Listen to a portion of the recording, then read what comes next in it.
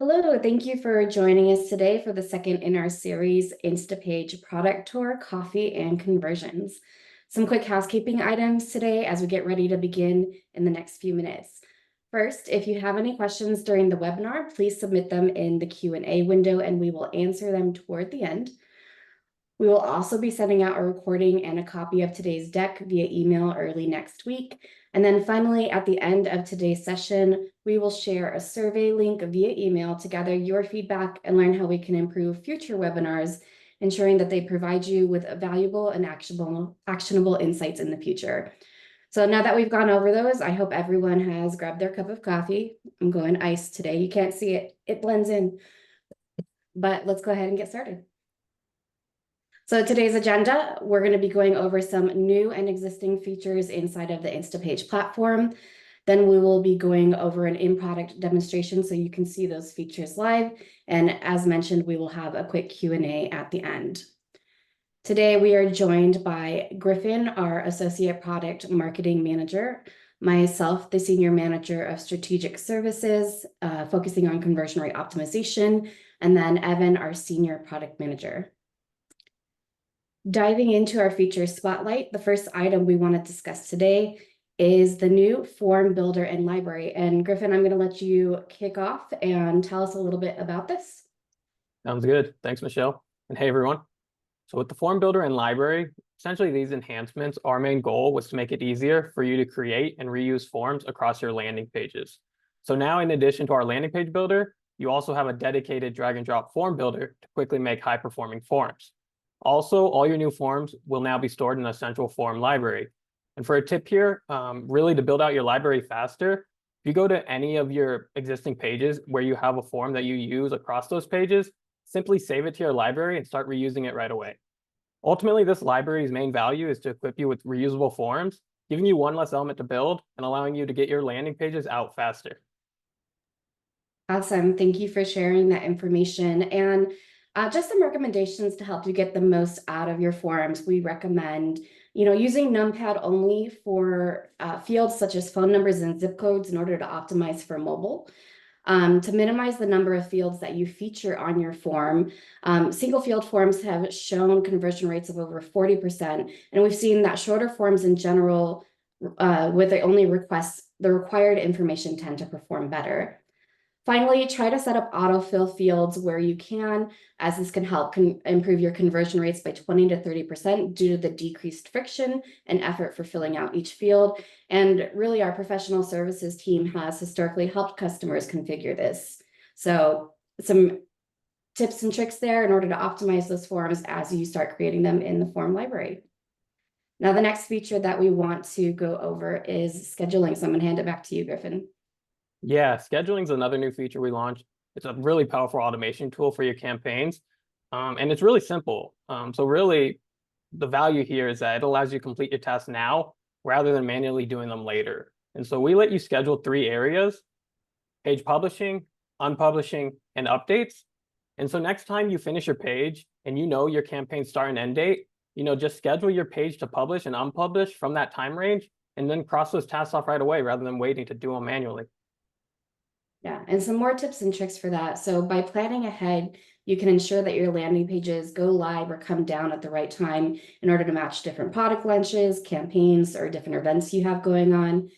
Also, to ensure that your audience finds the correct information, especially if your landing page is tied to a limited time offer, you can set the publishing and unpublishing dates to correspond with the start and end date of your promotion. Finally, regularly updating your page's content or design and having backups makes it easier to manage and update automated processes, and Instapage emphasizes version control for ongoing landing page optimizations moving forward.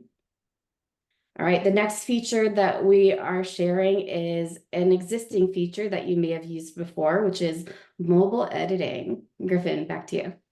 Yeah, with mobile devices driving over 60% of web traffic, really building for mobile has become a necessity in this day and age.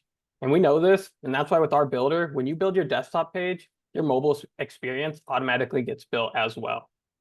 Essentially, to seamlessly generate your mobile experience, we recommend aligning and grouping your elements when building on desktop, locking the aspect ratio of your groups to ensure a consistent look across devices, and regenerating sections in the mobile view when you make any updates on your desktop page. Also, we introduced a new block type, fluid grid blocks, which is a great feature to explore here, where their containers and settings neatly transfer to the mobile view. And in all the cases I just mentioned here, you still have the option to manually adjust your mobile layout as you see fit, giving you the flexibility between auto generation and precision. Yeah, I think the fluid grid blocks are definitely something cool that we'll probably talk about a little bit more in a future webinar. But some additional, tips and tricks, as Griffin mentioned, we highly recommend using Groupon to combine multiple elements such as text boxes, images, and buttons, basically into a single unit that allows you to easily move, align, and adjust them together. Finally, alignment ensures that elements on your landing page are properly aligned, which is crucial for a clean, professional look. It improves the visual appeal and the user experience, kind of helping guide visitors through the content more effectively. The mobile aspect ratio locking ensures that images and other visual elements maintain their proportions when resized. And so this helps prevent distortion and the quality of your visuals, especially on mobile devices. And then the section regeneration allows you to quickly regenerate and customize pre-designed sections for your mobile landing page, which helps simplify the design process, enabling you to create mobile optimized sections faster without sacrificing that design quality. So now moving on to the next feature, which is presently available in our Convert plan, which is personalization. So Griffin, what is this? Yeah, adding on top of mobile, essentially personalized experiences are just as valuable, with the ability to boost your conversions by up to 42%. In Instapage, we make this process really simple by letting you create experiences from any of your landing pages, really avoiding that need to rebuild your landing page and essentially just duplicating the design of your original page and letting you start personalizing right away. Then after that, you just use UTM parameters to ensure the right audience sees the right experience. And if no parameters are attached, then the default page shows. Yeah, that's a lot of great information. I'll add on to that. Another feature is it's not only limited to UTM parameters, you can also add custom queries on there. So, if you had like a special promotion that you wanted to append to a URL, you can do like promo code equals and you can create that customization in there. But when it comes to personalization and configuring a strategy, while there's a lot that you can do with demographic data to personalize your content, I highly recommend focusing on kind of those intrinsic needs of your audience. For example, let's say you're a meal kit delivery service. You can have two women, both age 30, living in San Francisco. And that's great to maybe like inform imagery and some of the tone on the page. But one of these women is married, working mom, two kids, and is short on time to run to the grocery store and prepare healthy nightly meals for her kids, while the other is single and working on eating healthier, more balanced meals and wants easy meal planning solution. Their needs are different and they should be marketed to based on those needs. So I'd really dive into the value propositions on those pages and ensure like the personalization matches with the audiences that you're targeting.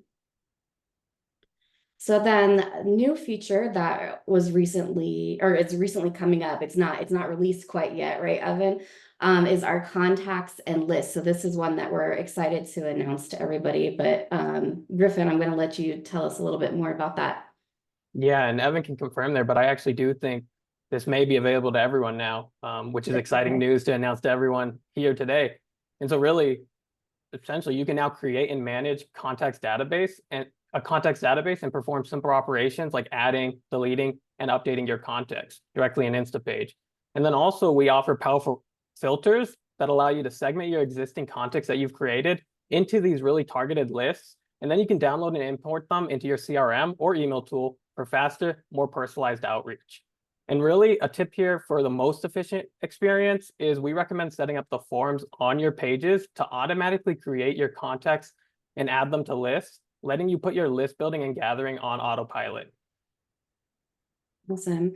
So tying into those benefits, once the contact is created, their information will be centralized in a single contact record, and their future form submissions will be captured there rather than creating duplicate records, which I think is great for, reducing that duplication and really understanding what your audience is doing. But to get the most out of these new features, I'd recommend dividing your contacts into smaller, more meaningful segments based on factors like industry, location, what content they engaged with, or past behaviors. So this will allow you to tailor your communication and increase engagement. Just a note, you can also create kind of inquiry tags in hidden fields to kind of automate and help with that sorting on the front end. And this will also allow you to create more targeted communications. I always recommend to go through and do a cleanup of your list regularly. So remove inactive contents, consolidate, any duplicates that may come in. Maybe it's not by email, but by a name or address. So you can combine those or merge those together. And that way you can avoid kind of wasted efforts and find missed opportunities. Finally, I would recommend establishing clear guidelines for how information is collected and define the next steps in the customer journey for follow-up communication, whether that be a confirmation email or some sort of sales outreach. Just make sure you have those guidelines in place for your company in order to get the most out of these tools and marketing using them. All right, so now that we have gone through these exciting features, I'm going to hand it off to Evan to show these live in action. So let me go ahead and stop sharing. I think I might have booted Evan out. Is he there? No, he's there. He's hidden. I am here. Let me Okay, get this perfect. share up.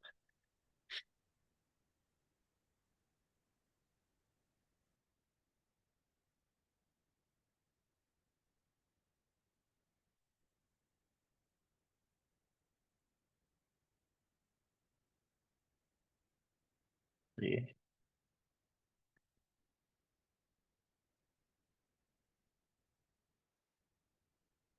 Okay, you should be able to see a lot of tabs and our first page that we're going to look at.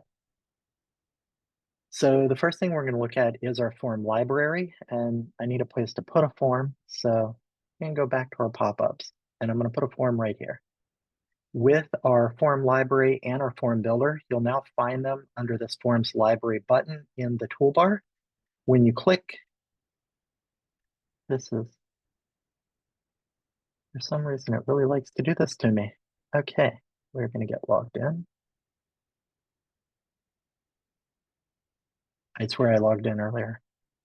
Okay, so when you get into your form library, you'll have different options. First, form templates. These are forms that we've created to kind of make things a little easier for you. We will continue to create forms and add ones that are used by users a lot more so that they're just readily available. Then you have My Forms. This is where you will save your forms that you create and be able to use them over on pages as you go. But you also have Create New, where you can start fresh. This will open a new tab for your builder, but your page is still here and saved.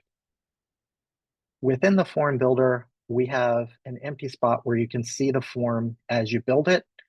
And we have predefined fields, which is a number of pre-labeled field types that are kind of standard to forms, some of which have additional elements built in, such as phone number, where we have this country dropdown, and you can even set which is your default country. You can also turn that off if you don't want. We have a number of these: industry, company size. They also give you information, and something like country, where we give you a full list of all countries available. If this list is too descriptive and you want to cut down to something smaller, you can get rid of these individually by clicking the X, or you can go to add multiple and you can highlight ones you don't want. You can add new ones in, and then when you delete, you can apply changes and it will update that list automatically.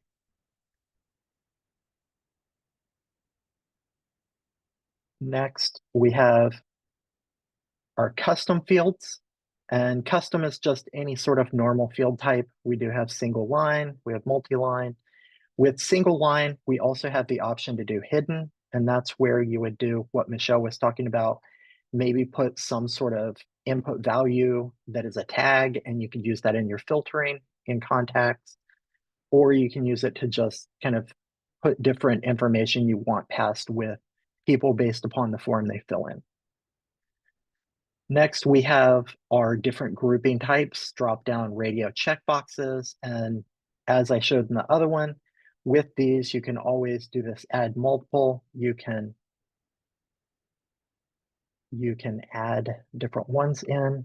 They all have to be on their own line. And when you apply, they'll show up.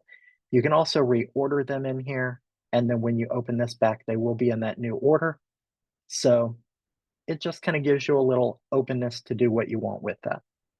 Lastly, we've been experimenting with this checkbox for GDPR, and it gives you a normal field, but it also allows you to put links on the end. So you would have a paragraph and then under it a set of links. That is kind of a good way to make sure that people know exactly what those links are. We will continue to experiment with this and maybe move some linking into the copy or try different things. But for now, this is kind of a preferred way to do it. And lastly, we have password, which, as you know, really just puts stars over the field so that when the user is doing the input, other people won't see. However, it's not recommended to use this for actual sensitive information like passwords or credit cards, just because any of the information that you save in here will be available in the raw form submissions that you will see later. So after you've done all this, you have a number of things that you can do to the form. First, we have steps. Right now, we have a single step. We could add an additional one. And it gives you a new blank form. You can always switch between them. You can reorder them, and you can delete and go back to a single step form. Next, we have form submission. These are all things that we've had in our forms before, where you can choose what to do when that form is submitted. One thing to call out, you can do pass URL parameters. So whatever those parameters are when you come in from a landing page to the landing page, those will be copied to whatever subsequent page you are sending that user to kind of keep some consistency in your tracking. Additionally, we have a thank you message. So once it's filled in, there's a little modal that pops up. You can have a message and you can give it a quick timeout so that it goes away quickly. Google Analytics. This is a premium feature that you may not have seen. We do allow, if you have a premium account and you have GA integrated, you can send custom events to Google Analytics to kind of do a little more when you're doing multi-step funneling and we are maybe an early step or a mid step that you want to track. Lastly, you have label styles, input styles, and you have button styles, which you can do in here and save with your form, or you can do those on the builder, as I'll show you in a minute. Once you've built your form, you can decide to save it to My Forms. If so, you should go over here, give it an actual name so that you'll be able to find it later. You can also just insert this directly into the page, and that will give you a page version, but it will not exist in your library. So we're going to go back to our library. We're going to not save this form. And now in the library, we see all our forms. We're going to use this newsletter sign up, and we're going to insert. And now we have our form. So with the form, you can drag it around as you could with our previous forms. You can resize the fields individually, and you can resize the button individually. If you have a form on the page, whether you just inserted it or it's a legacy form, as Griffin told you, you can access that form. And when you open it in the form builder, you go back to the form builder with that form, and it'll tell you that it's one from that page. If you want to then save it to your forms, you can. Be sure to give it a name that is useful. You can make changes, and then when you update, that update will only change that version on the page. It will not change the one from the library.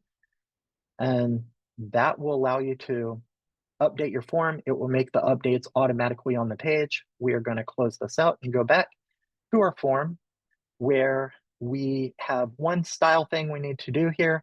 We have rounded buttons on this form, but we've brought in a square one. So from there, we can go back into our form and we have those form styles and button styles that we talked about before. Let's go to button style. we're going to round those corners just like the one we have, click away, and we're done. And that is everything for forms within the builder. I say within the builder because we also are able to access our forms outside the builder. If you're on dashboard or any other page where you have your sidebar up, look in assets, you will have forms here, and you can open up your form library where you can edit, update old forms, or you can create a new form from here to use later. So that's our form builder and form library. Next, let's talk about our scheduling. With scheduling, you have two places that you'll find schedules. So for any page that is unpublished, when you click in, you will need to go to the publishing flow. And from there, once you go through your publishing flow, you give it the URL, and you will find those settings here on the scheduling, where you could skip this and continue, and that will immediately publish, and it will unpublish only when you manually do.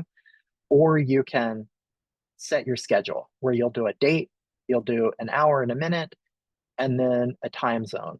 And this is one of those things where you have to think about when you publish, that once you publish, things do take a little time to go live. So while we do have, I'll show you, we have a limit that, oh, it is not going to error on me because it gave me an extra time. But generally, if you give it a time that's too close, you will see a message that will tell you that it needs to be at least 5 minutes in the future or up to 2 years. You can't schedule anything further than that, but it does give you quite a big window. And the 5 minutes is so that it has time to go live, because you do want to make sure that your page is live if you have this tied to an ad or something else that will go live itself. But if you want to be really sure, give it an additional time in here so that the page is live, it's ready to go, cache is cleared, and you're good. Also, you can schedule unpublishing. You could do one or the other and set it however you want. And then whatever you set up here, when you continue, it will show up on this page. It will tell you what actions will be taken and when, and then you can confirm and publish that page. Additionally, for any page that is already published and you have some sort of, as you see, unpublished changes, when you come in, you will see a scheduling section. From that section, you can update this, or you can give it a date for your update to go. And as you can understand, this date must be before this date, and then you can change any of your scheduling. With scheduling, anything that's set to happen in the future, you will see this little clock, and it will give you some instruction on like what will happen when. And that's everything for scheduling. Next, let's look at our mobile editing. We'll go back to our page here, and let's go to a section where we have some kind of objects. You see they're all separate right now, and we're going to group them in desktop quickly. And now you have 3 objects. We're going to go to mobile, and from mobile, we're going to go down here, see this section. Maybe I made a lot of big changes, and that would mean that I also have to go in here and make big changes. So I'm going to regenerate. It's going to move everything around. But since they're grouped, they're easy to move around because you're moving that whole set as opposed to moving a single one at a time. The next thing you can do, even though they're grouped, is you can double click in and you can still move things around. Maybe I want to adjust some of the space on mobile. And when I click away, you'll see that group is now smaller. You can come in here, and this alignment may not be looking right on mobile. So I'm going to change my alignments. And to make sure these 2 objects are actually centered to each other, I can do alignment here as well.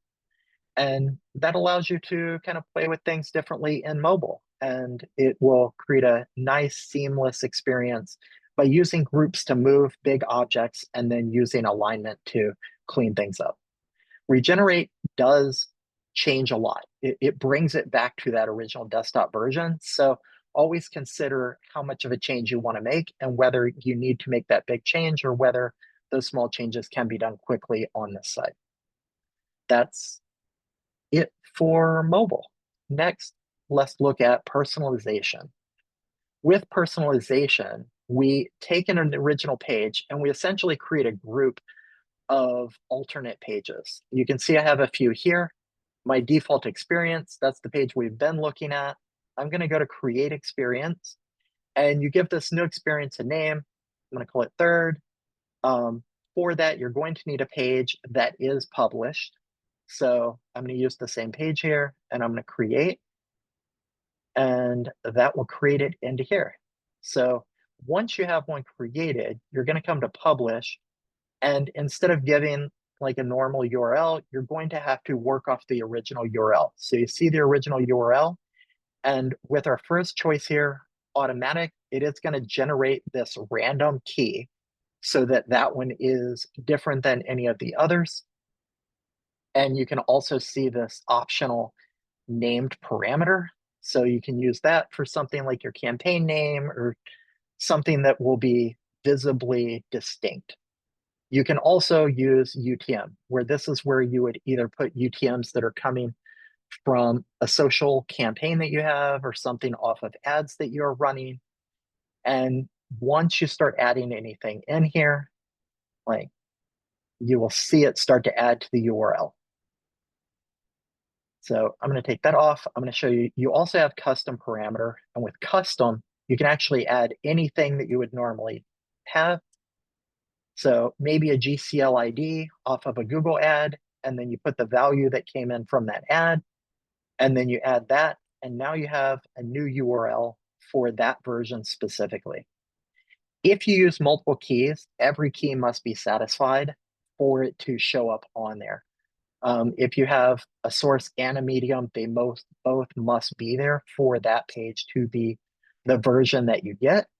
So as I have a GCL ID on this one, it would show for that GCL ID only that one.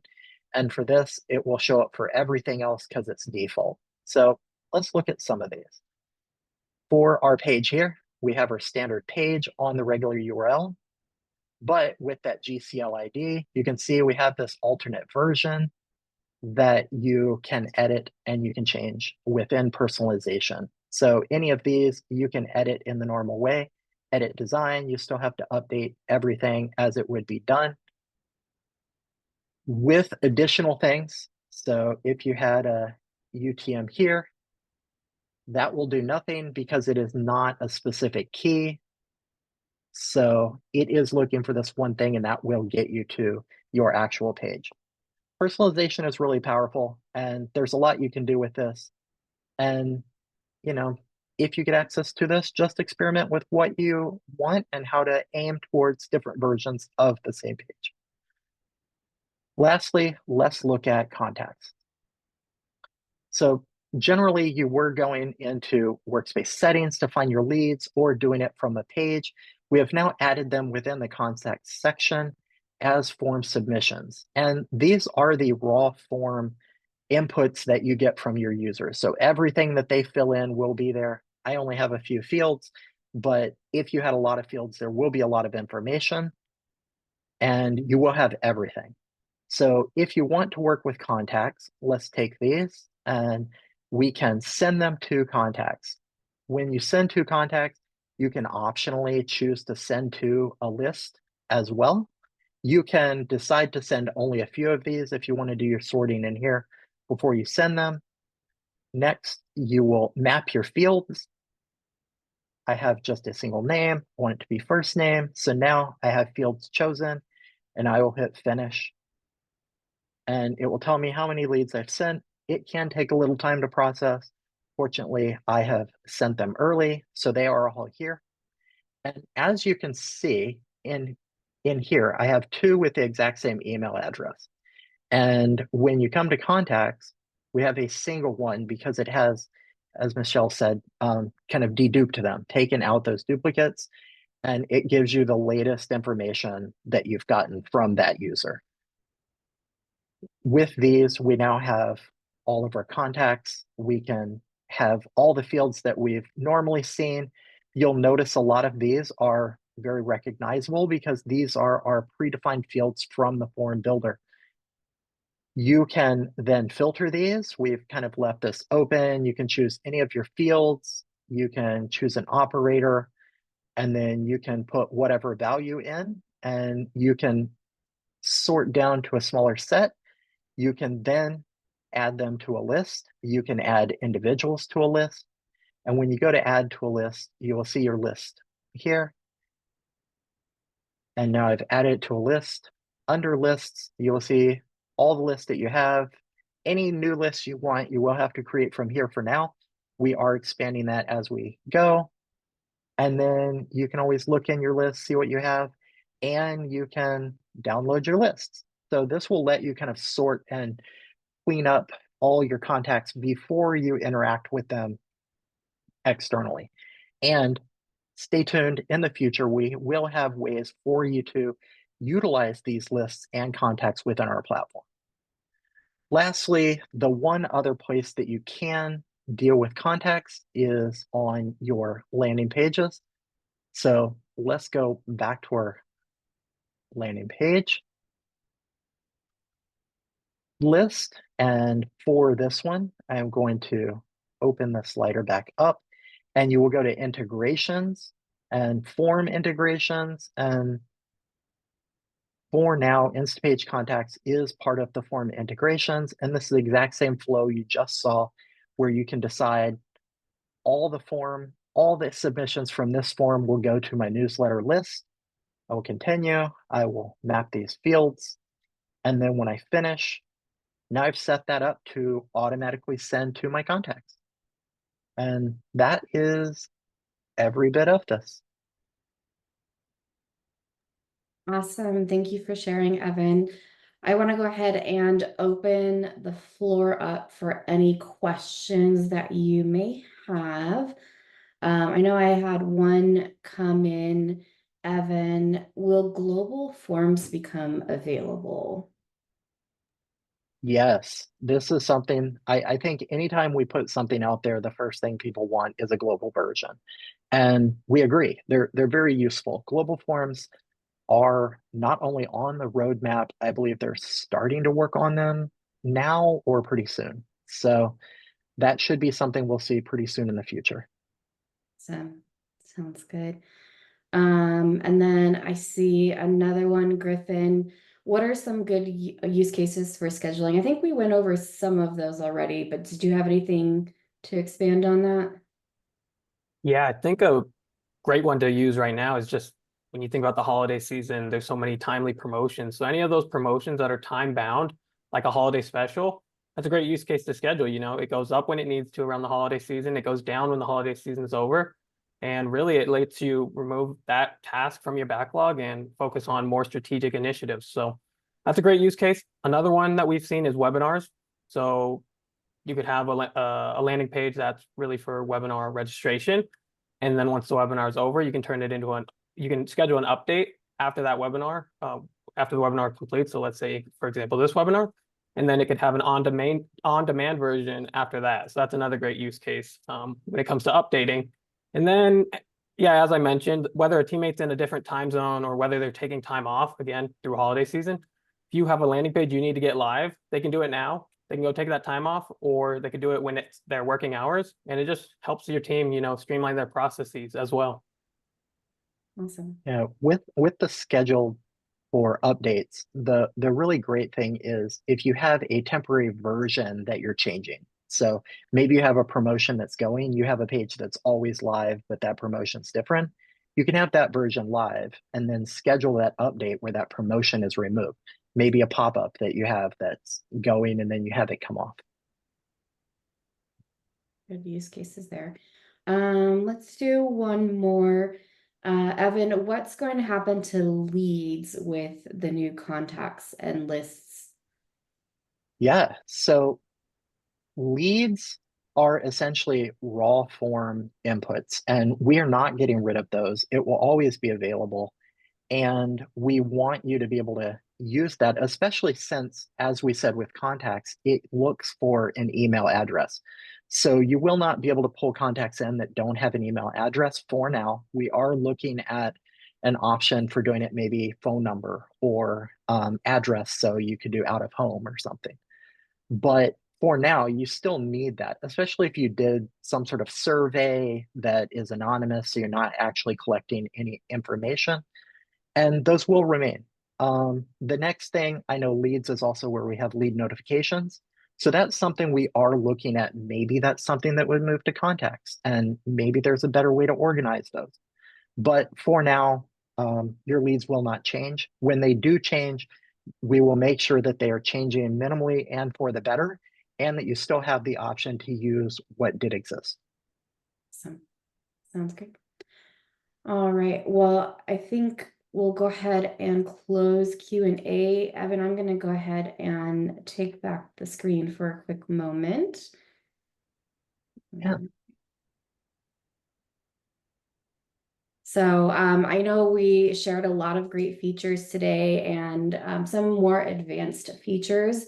If you're interested in learning more about some of these advanced features that we talked about, I would recommend scheduling a demo. You can either do it through this link at bit.ly ipdemo-ss2, or when this deck is sent out, you can simply click schedule my demo here.